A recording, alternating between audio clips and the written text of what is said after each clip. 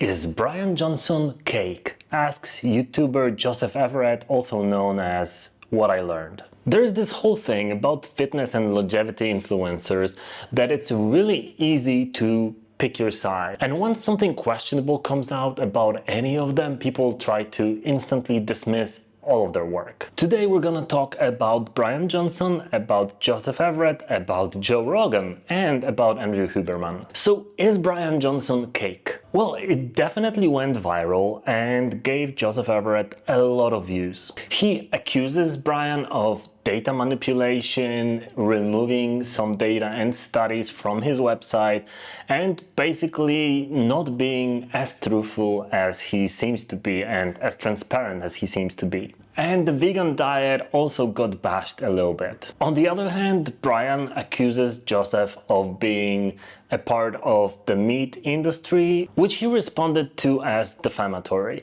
But it's really hard not to think there might be something to that, seeing that most of his videos are actually bashing vegan diets and are very carnivore oriented. Well, the problem is that yes, some of the things that Bryan did might be a little bit questionable. Some of the studies don't really take all of the factors into account and might be biased. But at the same time, is eating beef as your only protein source or the main thing that you do the right alternative for everybody, or maybe there is a little bit of a middle ground here? Because The Guardian and Greenpeace have found some kind of clues linking Joseph Everett to the meat industry.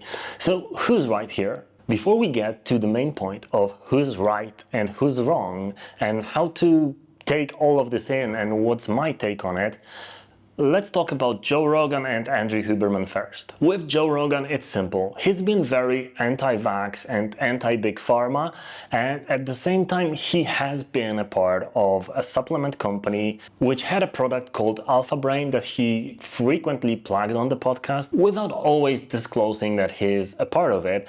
And then he sold it to Unilever, the supplement division, which is a huge soulless corporation, just like the big pharma ones. So you might be bashing Pfizer on one end, but at the same time selling to their direct competition in that field, because yes, Pfizer also has a supplement section. So while his lifestyle and his choices might make you feel that he's completely detached from the big industry, that's not entirely the case. It is a little bit hypocritical, but at the same time, is it really that important? We're not gonna talk about AG1 today. I tried it for some time and sadly I didn't see the benefits that Andrew claims that it has, but maybe it just didn't work for me. But there is this other thing, the Roca glasses, because he has been heard talking about not that many benefits of blue light blocking glasses, to be fair, during the daytime, and he kind of dismissed the whole notion of using these glasses, but then he has a stake and he is now selling glasses like that with Roca for between $100 and $300. So that kind of shows like you can flip-flop your way around from kind of one position, which may not be exactly 180 degrees, but still it's kind of like from this side to this side now, and now they're good because I have my own company that does that. Okay, so why does all of this happen? Everyone has their motives, obviously, and all of those guys want to make money, obviously. That's the reason they're on social media, that's the reason they're trying to be influencers, that's the reason they have their own products, at least most of them. But is it really that bad? Because controversy sells, and that's also the same thing with the politics. You couldn't have a political party of either side that would be completely logical and common sense. It always needs to have this one little thing that irritates a large group of people, because you need enemies. You need to have A versus B, or left versus right, or this influencer versus that influencer. That gets you clicks, and drama between people like Joseph Everett and Bryan Johnson is getting you even more clicks, because people want to see, well, who wins. They're gonna pick sides, they're gonna kind of cheer one side and bash the other, and that kind of drives more engagement and more money.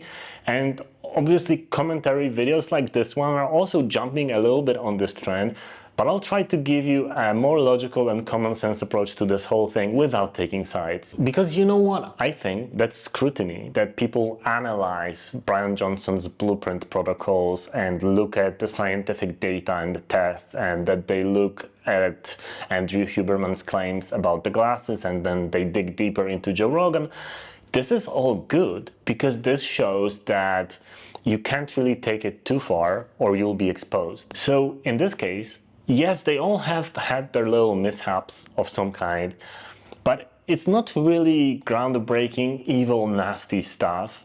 And you really need to think of it as, yes, everybody has their motives, and yes, everybody wants to profit in one way or the other, but does it completely dismiss what they say as a whole? Because it shouldn't. What it should do is give you that little bullshit detector vibe that when you're listening to somebody, you always try to evaluate what they say and figure out whether this is something useful to you or this is just them selling a product. And the online world is full of those half-truths and bendy perspectives. It's not really fully black and white. It's not really this versus that or this guy is completely right.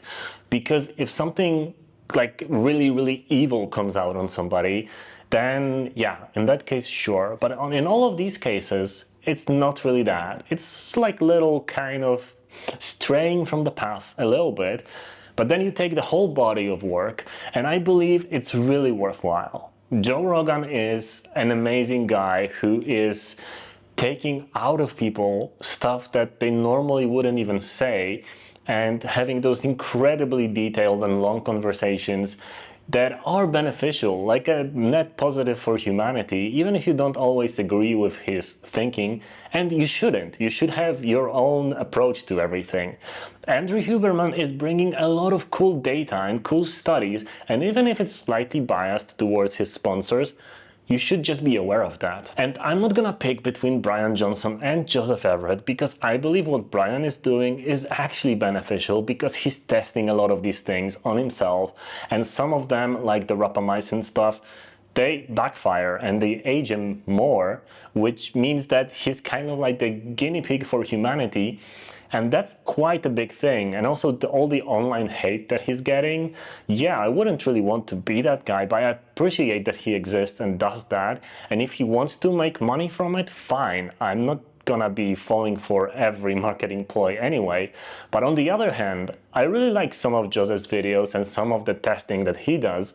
And even if I need to look at it with a little bit of grain of salt, completely fine. I don't want to separate myself from information or from people testing new things and improving their lives in any way just because I feel like this guy hates this guy now because they're kind of trying to be the king of longevity internet or whatever. No, it doesn't matter. Grab stuff and information from all sides and then use that bullshit detector to figure out which parts to dismiss.